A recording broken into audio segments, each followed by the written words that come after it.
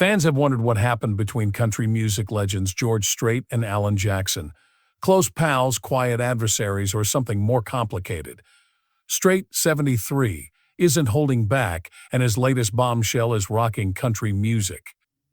Before the cowboy hat, platinum records, and king of country moniker, George Harvey Strait was a modest Texas boy with a heart full of music and a narrative no one saw coming. George was born in Potet, Texas, a tiny hamlet hardly visible on the map, on May 18, 1952. He was distant from Nashville and Los Angeles star culture. He grew up on his father's 2,000-acre cattle ranch in Pearsall. Life was straightforward, harsh, and honest. His father, John Strait, taught junior high math and ranched, a man who valued effort, respect, and focus.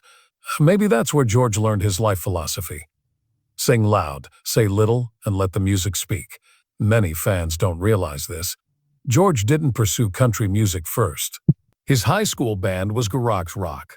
He joined the U.S. Something clicked when in the Army in Hawaii. He started playing country music with Rambling Country there. Cowboys were born far from home, surrounded by military life. Still, his early return home proved difficult. After leaving the Army in the mid-1970s, George returned to Texas with a dream, a guitar and few contacts. Agriculture was his major at Southwest Texas State University, now Texas State. Still, music called. He joined the small local band Stony Ridge, later renamed the Ace in the Whole Band. He played little honky-tonks and dusty pubs in South Texas every week. The venues and crowds were small, but George's voice didn't need a spotlight. It needed one. Nashville was uninterested. He sent record labels demo after demo after demo, but they rejected him. His sound was considered too conventional and unmarketable. George's vintage flair looked out of place in pop country's mainstream.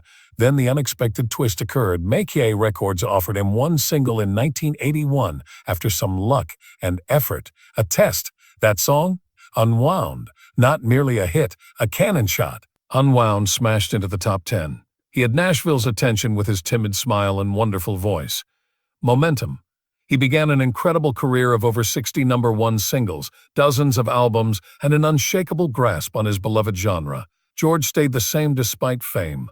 He kept his private life private. He rarely interviewed. He avoided gossip and scandal, unlike many of his peers. However, his silence raised doubts, particularly given his industry links. One name kept popping up when discussing his relationships: Alan Jackson. Two giants in the same genre with similar ideals, musical tastes, and traditional approaches. Others felt disconnect from their duets and stage moments, but fans loved them. Why weren't they touring more? Few joined interviews. Why? Was there silent respect or rivalry? True to tradition, George Strait stayed mute, delaying the answers. Until now. After 73 years, George has decided to open up with the calm, grounded honesty that has defined his life. He disclosed heartwarming and unexpected details about his lengthy, complex relationship with Alan Jackson. To grasp its full significance, let's return to the early 1990s when they first met in public. Both men defended authentic country music during a genre transition. George and Alan refused to mix rock and pop like other performers. They preferred steel guitars and story-driven songs to synths and hooks. That made them allies and outliers. However, similar audiences and a changing business can make silent relationships feel like rivalry.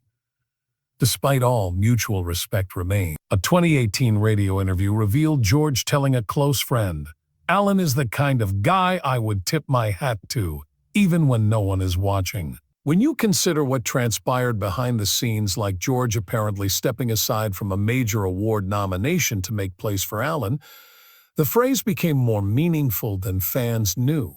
Or how both men quietly lobbied for traditional sounds to return to the Country Music Association's annual awards when pop dominated the genre.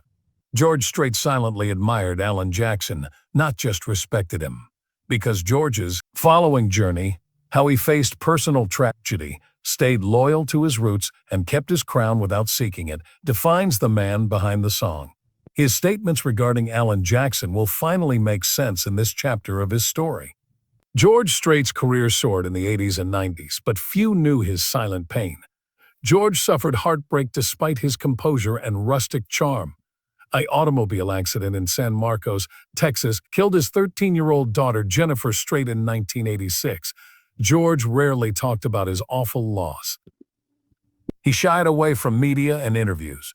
George coped with his sadness through music and family while the country music industry supported him. The loss's emotional impact defined his life. He persevered, driven not by fame but by faith and his daughter's memory.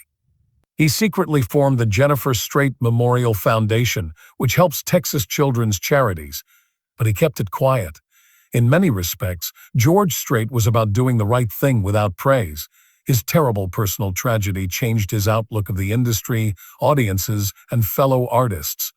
George concentrated on content while others chased headlines. He steered clear of controversies, feuds, and the spotlight that normally surrounds country musicians. That approach distinguished him and quietly created one of modern music's most esteemed reputations. George didn't follow trends in the 2000s. He didn't adjust his image for younger audiences or crossover sounds. He focused on classic country music. After numerous executives recommended him to modernize, he respectfully declined. Waves weren't his thing. He anchored. This unobtrusive leadership earned him the respect of future artists. Alan Jackson was a vocal one. Alan always cited George Strait as a major inspiration. His interviews over the years described George as a true north for country music, a symbol of integrity and authenticity. Despite rarely touring or collaborating, the two men's careers were practically identical. Both were Southern guys with humble upbringings, traditionalists in a genre that was constantly evolving and fiercely faithful to country's roots. Their relationship, initially quiet, became increasingly apparent in the late 2000s. Fans saw unstated reverence at award shows. Alan nodded from the crowd as George performed, tipping his hat. Alan collected a prize.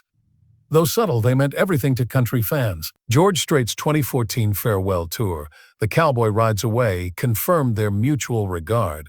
Alan Jackson and George played in front of almost 100,000 fans at his last Arlington, Texas event, the largest ticketed indoor concert in U.S. history. They performed for Amarillo in the morning. Not merely a duet, it was a torch-passing tribute and silent nod to decades of shared purpose. George still kept quiet about their friendship.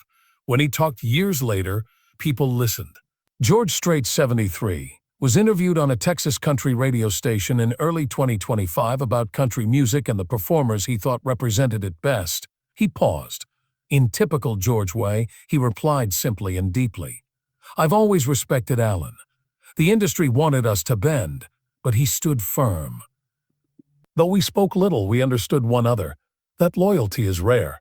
The host, surprised, persisted, wondering about tension between them.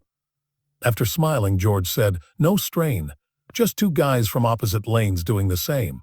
I always admired his integrity. I valued that more than anything we said." Fans went crazy over that brief statement. Years of speculation surrounded their silence. It all made sense. Not rivalry, it was reverence. Strait's unassuming respect for Alan Jackson reflected his career principles. Be humble, consistent, and purposeful.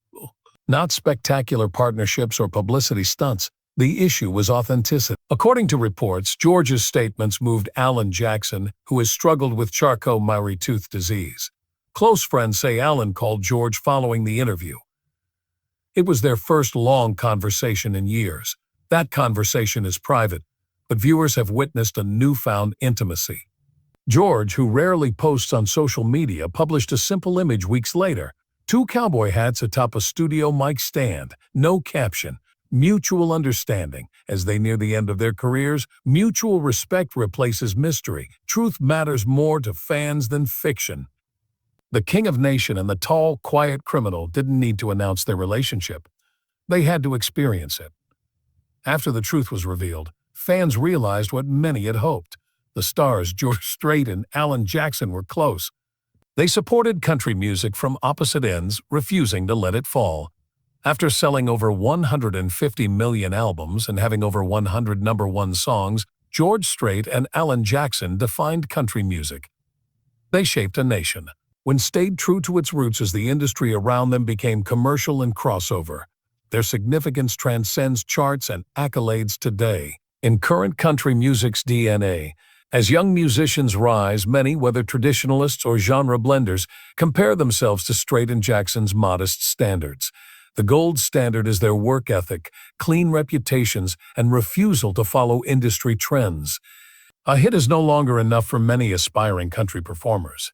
It denotes George-like respect. It means being firm like Alan. The world of stars today shows this impact most clearly. Luke Combs, who often covers both musicians in his live concerts, has stated, "If you don't acknowledge what George and Alan built, they made it okay to be proud of your accent, background, and stories." Combs, known for his neo-traditional approach, called them his template. John Pardee, another traditionalist, attributes his sound to their foundation. They didn't shout their beliefs, they just showed up year after year, reminded us of our roots. Even genre-defining performers like Chris Stapleton and Cody Johnson credit them. They care more about truth and popularity for George Strait and Alan Jackson. In an age of authenticity, Strait and Jackson's legacies are more relevant than ever. Their effect goes beyond music. Both men lived quiet, private lives in an image-driven industry. George Strait married his high school love, Norma, in 1971. Alan Jackson married Denise Jackson in 1979 and has stayed together despite public marital issues. Long-term partnerships gave something unusual in a world where personal branding trumps art: stability and prudence. Their restraint distinguishes them. They never pretended to be genre heroes or faultless. They weren't bitter about country music's change. Instead, they stood firm and let time prove their style. Time passed. As pop, EDM, and hip-hop influenced country music in the 2010s, many longtime listeners were disillusioned. They missed violin, steel guitar, storytelling, and George Strait and Alan Jackson music became more important. Fans remained unchanged despite country radio's transition. This nostalgia-fueled revival made their discographies more appreciated. George Strait's Troubadour championed elegant aging in the spotlight, while Alan Jackson's Where Were You?